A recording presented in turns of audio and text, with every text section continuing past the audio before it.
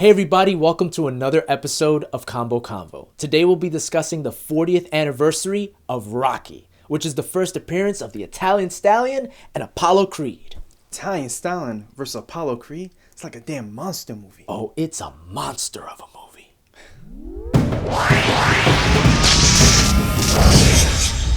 Rocky, which is, many can say, and it's hard to argue, one of the best all-time movies that's in cinematic history. Some might say it's American history, but I feel like this movie can play anywhere and people can get past it being, you know, a Philly story or a boxing story. It's more than just that. And it's crazy to think 40 years it's been around. So obviously we weren't alive at the time that it first came out. So what was when were you introduced to the movie? Because I know for me, I was introduced to it very young. What is your memory of that movie? Your first time watching it? I've probably seen it around when Rocky 3 came out. So that Rocky 3 came out 82, 83. I figure I started watching them around that, a little bit after Rocky 3. Yeah. Matter of fact, I think I even probably seen Rocky 3 before I actually seen 1 and 2. I think I've actually did that. I think that's how my order went. Wow. Okay. But when I first saw it, how did you see it? Was it like home video? Was it on TV? I think I got it on cassette. Like my mom used to get me like all these cassettes and stuff. That's how I used to see like RoboCop and Back to the Future and all these other great 80s classic films. Yeah. And Rocky 3 was the first one, but then I remember seeing later on, I was like, I want to see more Rocky. Yeah. So when I saw Rocky 1, I saw Rocky 2 and stuff. And so I kind of actually seen it out of order. Yeah.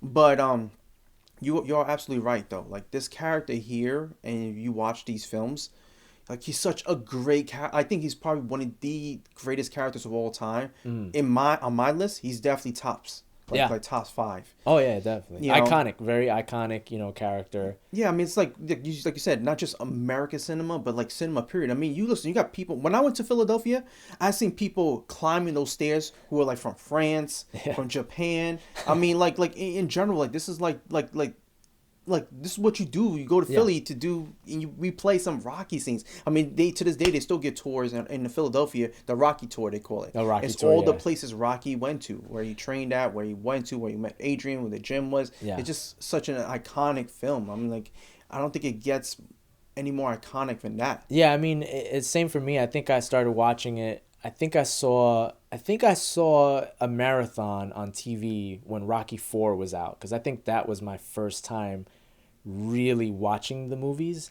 And I remember seeing, I think I saw the first one first, although I as a kid, everything kind of blends together. Yeah. But I think when I watched 4 and I rewatched 1, it was like, wow, you can see where it all started. And I think, again, specifically talking about this episode, we're only talking about the first one. And I remember seeing the first one and just getting that vibe of like an everyday man type of thing. Like, I didn't feel like when you watch certain sports movies, or if I think back to the sports movies that I started to watch when I was young, there was always this vibe of like, oh, well, they were just destined to do it, or there was something about it that was kind of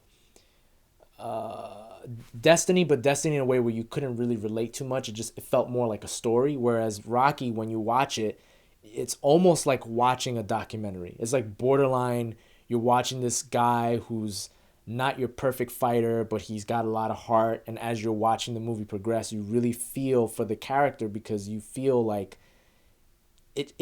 boxing and him as a character is one and the same. It's like he loves the sport so much and he loves to fight so much that it's such an integral part of that character. And they easily could have made the story just about that, but it's more about his struggle. It's more about him, with Adrian, you have that story. You have him, being that fighter that gets picked by Apollo Creed, and he shouldn't be there, but he's given the opportunity for whatever reason. And I felt like for me as a kid, I drew more towards that, and even now as an adult, I can relate more to that, because they made him so blue collar and so like, well, not blue collar because he was working for the mafia, but there's that sense of like the everyday man. He's just trying to get by doing what he loves to do. And I think for me as a kid, that's what I gravitated a lot towards especially the story, the fighting, the same thing, like his training montage. I mean, training montages, I don't think that there is or ever will be a training montage. Yes. Like, I think every training montage tries to top the Rocky training montage. And they all fall to the wayside, man. They all fall to the wayside. I mean, the music for that training montage, the music for the whole movie, it's weird because you definitely get like a 70s vibe to it, but the music transcends.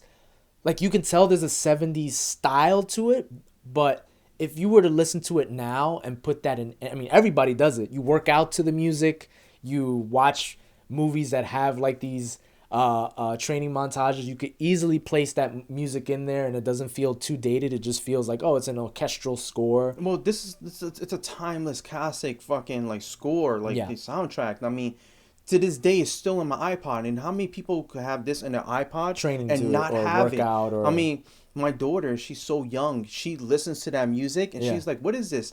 Mind you, I seen Rocky 3 first. Yeah. And then I saw that later on. And even when I was watching the first Rocky, see some films when you see them out of order and they're like years later, they become kind of out of date to you. Right. This never felt like that. Yeah. Like I was like, man, what is this? Like I actually was getting pumped up as I did when I saw Rocky 3. And that's how iconic, that's how important this film is and stuff. Is that it just gets you going. Yeah. It's just like you really felt like he was an underdog watching this film. You really felt for the character. I believe the relationship between him and Adrian. You know what I'm saying? Oh yeah. And trying to like understand the relationship between him and Paulie and Adrian. Like it was just like these were like true characters and stuff. Mm-hmm. You don't get that for a lot of films today. Well, I mean, it's tough, yeah, because it's such a character driven. You're right, because that's the other thing about this movie. It's so character driven because Mickey is Mickey, Paulie is Paulie. Like, everybody is so defined in their roles that you can't say, oh, this character is just there. Because that's a lot of movies nowadays, is like you have your main character, but then you have like these sub characters that are just kind of there. Like, they're there to deliver a line, they're there to deliver a stereotype. When you think about the movie Rocky and you think about all the major players and even the sub players, it's like there's something about them that stands out that you're like, oh, I know why Mickey is Mickey. I know why Paulie is the way Paulie is. I know why Adrian is the way like everybody is so different and it's such their own place that I think that's what even made the movie stand out even more. Because you just think about the story. I mean, think about Apollo Creed. Like, Apollo Creed could have easily been an Ali stereotype or an Ali mirror. And they took pieces of Ali, and you can tell, like, there is some style to it, but Carl Weathers, like, he makes that role. Like, he is, and I believe that's the role that made him popular for all these other movies that he did afterwards, right? Yeah, I mean you figure what he, like, they based the Rocky character off of Rocky Marciano, and they based the Apollo Creed character off of Ali. Yeah. Now, however, the trash talking's Ali. The fighting style he fights is Ali. Yeah. However, he does a lot of stuff that's not Ali-esque. Yeah. He's always wearing a business suit. He's always very like poised. He's always very smart, and even he says it and stuff like when he's promoting his fight. Yeah. He said, you versus the Italian Stanley, Paulo, I like it. He says, saying that's good. He said, no, that's smart. You know what I'm saying? And he was a businessman, and you didn't really see that like too often. Like the heels be like that kind of like saying like he was like a type of politician. You know what I'm saying? Like he was easily promoting this fight himself, and he was putting together this fight. Matter of fact, he's handpicked Rocky Balboa to fight him for the sole purpose of selling tickets. Right. Like, he wasn't just like this, like the greatest fighter at that time and stuff. He was this guy that was also very smart, and I like that. Like he was just a different character. But you like, to this day, they still have never done. I mean, I've seen a lot of boxing films, but it's never quite captured. No, like Digstown, like they were supposed to be like the underground, like that underdog stuff, and but like, and they try to made it like he was the underdog trying to go up against these guys, but it wasn't the same thing even when he was training. Cinderella Man is a little different because it's based on a true story, so it's an actual real life underdog, not really based off anybody but the actual guy. True. But however, even with that character, like versus the Rocky character is so much more. I think he transcends the Cinderella Man, Yeah. In a lot of ways. Like, there's never gonna be a boxing film, in my opinion, that's ever gonna come really close to that. Like, but think about it. They have a statue. They have a statue of a fictional character I mean, in Philly. Like that's how important that film is that people viewed that character so much as a real person that they built a statue for him. yeah, I mean, probably the people in Philly, like I heard, like they never really climb the stairs. They don't really eat down on the cheesesteaks. They don't really do like stuff as Philly. Like same like when we Yeah. live in New New York, York, we yeah. don't go to Empire State Building unless we got friends visiting us and they Right. want to go see this stuff. You know, Yeah. the Statue of Liberty and stuff. Like I haven't done this stuff since I was a kid. Yeah. Because it's not something you do on a daily basis.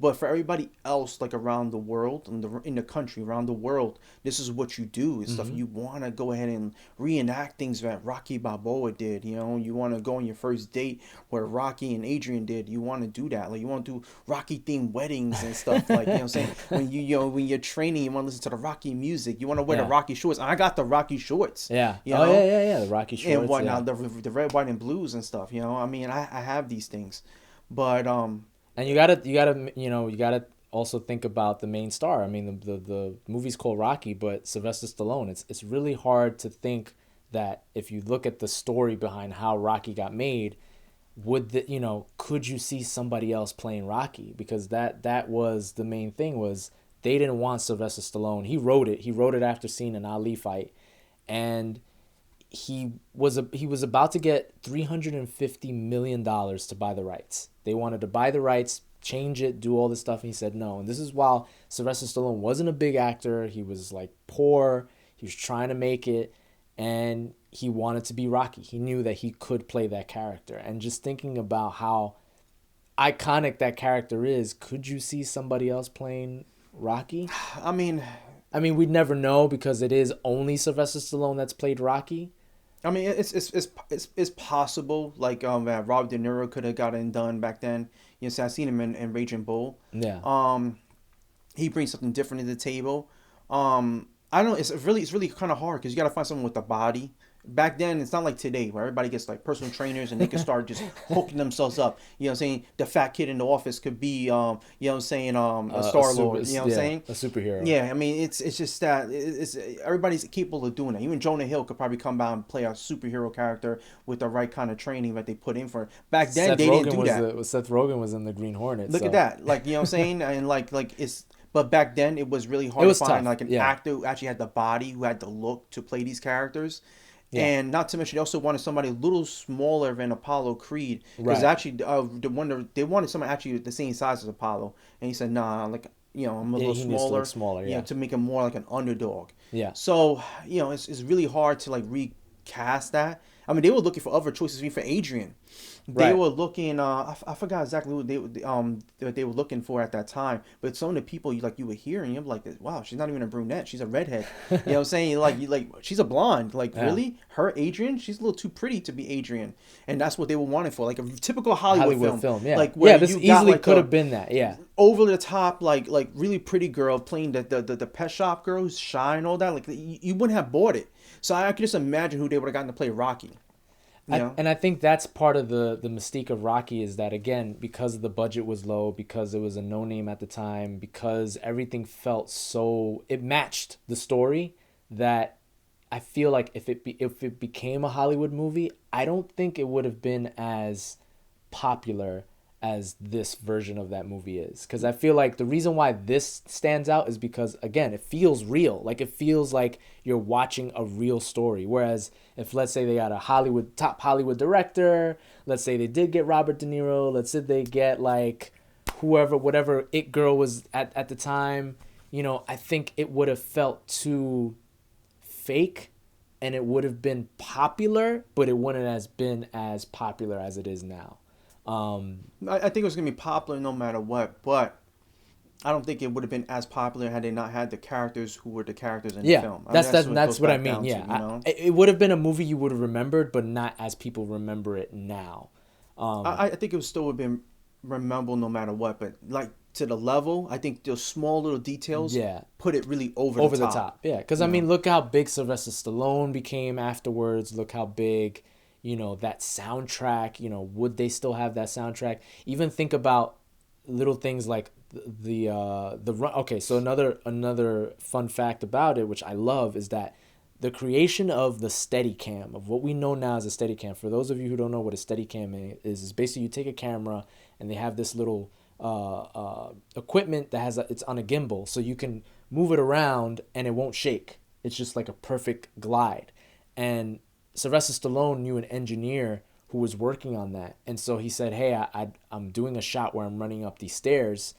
Would you mind testing it out?" He's like, "Sure, let's test it out." And that whole running from the streets up the stairs, you see it's a perfect shot. Like, you don't see it shake too much. You see it's just an iconic shot. Had it not been for that, we probably be a couple of years later before we actually get the Steadicam, and we never get that shot. We never get that running up the stairs. Think about with that right there. It would just be a static shot, and you would have see him come up the stairs, and it wouldn't have been as epic because it's just a static shot. You see him coming up, but when you're there running with Rocky, you feel that energy, and it's only because he knew the guy, and the guy was willing to do that for a very low budget. So, again, I feel like there's certain things we would be missing that would take away from that film, and the film wouldn't be the same as it is now. So we're kind of lucky that things kind of worked out the way it did to really push that movie. Because you're right. It won an Oscar for Best Movie. So obviously there were things there that, had those things not come into play, it probably still would be a great film. But what really pushed it are those little things like Sylvester Stallone, like, the music, like the casting and everything that they picked. Getting Talia Shire to play Adrian. Not like telling I can't remember who it was. They probably could have got what's her name that was in The Godfather. What's her name? Diane Keaton. I think she was in consideration. They probably would have got Diane Keaton. They had some like it's just too over the top, like pretty and stuff, like characters and stuff, and they were like, actually they didn't want to hire her because she said she's not pretty enough. Yeah. But she's an attractive female, especially when you see her later on in the Rocky films when they hook her up with the money and stuff. You know what I'm saying? She looks even better. But like some of the roles they had, it was just like you wouldn't really believe that she would be with him. Yeah. Like it just like didn't make sense. Like the characters that they were choosing to be playing these other characters. Yeah. Not to mention like one of the people they were actually gonna play Apollo Creed was actually gonna be Ali. They were gonna have him in the film, and I don't think it would be the same. Even though he was playing gonna be like similar to himself, it would have been like different. Yeah, it wouldn't have felt right. Like I don't think he would. And then it would be more an Ali film than it would be a Rocky film, because people would be so focused on Ali acting and him being in the movie that it would actually take away from Rocky and Sylvester Stallone. It really would have. And I think that's the combination, is that you had Carl Weathers play this Ali guy, but give enough, not overshine so much that it took away from Sylvester Stallone's performance and Rocky as the character. So I think that's what really worked so well together. And for it to be around for 40 years, 40 years, that's a long time. That's shows you how good of a movie that is. He created his own damn universe. Yeah, we got the Rocky universe. We got the we're in how many movies strong? We're in like, they came out with 6 Rocky films, and now they're starting a reboot with the Creed films. So it's based off the Rocky characters. It's a long standing film. Now we're talking about one of the most biggest franchises ever. Back then when it came to franchises, you wanted a franchise, you had to be in a Rocky film, because there was no comic book films back then. Yeah. So he was like kind of like the first comic book character who wasn't a comic book character. Yeah, because it's true. We'll do another podcast. An episode later where we talk about the series of it and how, it becomes, like you said, a superhero, especially when he's fighting Ivan Drago and, you have all these long fights. It becomes very much like a superhero. But what was your favorite moment? If you had to choose one moment from the movie, what's the one thing that you always remember from that movie? Was it a character? Was it a scene? Was it the music? Like, what about it? Because for me, I think, definitely got to be the training montage. Yeah. Thinking about it right now, because it's got to be that, because when you really like feel for the character. It's the second time he's training. In the beginning, you see him like training, and he's trying to run up the stairs, and he's getting winded. He can't make it. Yeah. But you see him, he finally gets it, and that's what people don't get. It's like when he goes up the stairs and he starts celebrating. It's the first time he's ever been able to run that long distance and be able to make that climb. Yeah. So he feels triumphant. He feels like he's ready. Yeah. That scene. And if I had to think of that's not a training montage scene, probably the scene where he's talking to Adrian the night before the fight. Yeah. And he's telling her how about he's scared he is and stuff, and how what he wants to do more than anything else is to go the distance with Creed, because no one at that time's ever gone the distance with him. He says, Yeah. if I could just go the distance with him, I would be so happy and just enthusiastic with just that right there. Yeah. He wasn't even really trying to beat him. He was just really just trying to give him the fight that no one's ever been able to give him. That was his motivation. People think he went there to win. He didn't go there to win. He knew he was going to lose. Yeah. What he was trying to do was like let him know that he was in a fight. Yeah. And that's what he was doing. He like during the fight, you see him fighting Creed. And he's like, "Come on, Creed, come on!" You know what I'm saying? And he's just bringing it to him and stuff. And Creed can't believe his eyes. Like this guy, this unknown, is giving me the fight of my life. Yeah. And I thought that because I really felt like you felt nervous for his character and stuff. Like, well, what is he really getting into? Mm-hmm. Because even before he's in the stadium, he's in the arena, he's looking up at the picture of Creed over here and himself. And he has a different color shorts. He says, "No, that's not the shorts I have. Mine's is I forgot. He had them with like white with like purple trimmings." He says, "No, my shorts are actually purple with white trimmings or something like that. Or I might have it the opposite way." And even the guy, one of the promoters for the arena, he's like, "It doesn't really matter, does it?" You know what I'm saying? You're gonna lose anyway. He has like a cigar in his mouth and his hand. He's like, "You're gonna put on a good show for us, right, kid?" And he just going there. Then that second round happens, and then you see the guy's look on his face, and he's just like, "This guy's legit." Like this guy's doing something that I could never imagine. No one's ever done. He's taking it to Creed, and he has that oh shit look on his face. Like, what did we get our boy into? You know? So it's just like all these little moments created such a great film. Like I said, he's easily one of my favorite characters. I mean, I really, I don't know. Like I said, like it's really hard. It's just a lot of stuff. Yeah. Even when I asked you that, I was like, well, there's a training montage. There's a lot of moments when Rocky's talking that you really feel like inspired, or you really feel for the character. Like you just root for him. You're like, I want this character, even if he loses, I want him to win somehow. Even when he's like talking to Mickey, when Mickey puts all his gym stuff into Skid Row, which is where, and he asks Mickey why you did that. He says, because I give it to this guy because he's a prospect. Yeah. He says, and what am I? He's like, you're a tomato. You know what I'm saying? And he was like, you know what I'm saying? He's like, I want to know why you give me a hard time. And then Mickey's like, you want to know? He's like, I want to know. And then Mickey's yelling at him back and stuff. He's like, you have the makings to be a great fighter, except you go out there and be a leg breaker for a 2-bit loan shark. Yeah. And like these moments and stuff, the dialogue between the characters was just so amazing. I mean, Paulie and stuff, like you see him and stuff, he's like such a slep and stuff. Yeah. You know what I'm saying? He's like an asshole. He's being such a dick to Adrian all the time, and you know what I'm saying? And then like one moment he's trying to like use Rocky to get like a job with the mobster guy. Yeah. And then the next minute he's telling, I mean, he gives him Adrian. Yeah. He gives him Adrian on freaking Thanksgiving night and stuff. You know what I'm saying? She's like, but I made turkey and stuff. Oh, you made turkey? And he throws it out the window. I thought that was so good, because I bet you if you were in the theater, you're watching that, you're like, wow, what a fucking asshole. This motherfucker, yeah. And then later on, he's telling Adrian, he's like, I raised you better than this to be going with no bum like him and stuff. You know what I'm saying? And whatnot. And he's taking the bat, he's breaking the lamp, and he's breaking the TV and all that stuff. And he's like, come on. Come at me and stuff. I'll break both your arms so you can't fight Apollo, you know? Yeah. It's just like all these great drama, moments, all these characters were just like really just like insane and stuff, just watching it and stuff. And I also like the fact that they actually filmed in that neighborhood. Yeah. Like everything was like in Philadelphia. Yeah. At that time when I was growing up, I didn't know what neighborhood that was and stuff. I actually thought like for many years I thought it was New York. Yeah. Yeah, and a lot of people thought like where's the steps and stuff, and you know, tourists coming up here and stuff, like what steps? The Rocky steps. It's in Philly. It's in Philadelphia. It's like, no, it's true. I think to add to that, I think the only thing I would add is the pet shop thing when he's talking to Adrian. That always made me laugh even as a kid, just to kind of see this guy who's a fighter, who's kind of dumb, but like he has a heart. Like there's something about him. Like he's talking about, you know, he's talking about her in the pet shop, and I feel like that to me always stood out, because especially in the 80s, and I think that's kind of what Stallone and a couple other people brought, is like growing up around that era, especially wrestling and all that. It was like you see these huge guys and they have heart, but they didn't have the heart that Rocky had. Like they were these larger than life characters who were doing all this stuff. And of course, later on, it kind of became that, you know, the 80s were big on these bigger than life, you know, big brolic guys who just like kill everything. But Rocky was the first character, is like, he wasn't huge, but he was sort of a fighter, and he had heart, and he was kind of sensitive, and I don't know. That's what drove me to that character too, and especially the movie is like, I like the action, but I also felt for the guy. Like, damn, I want this guy.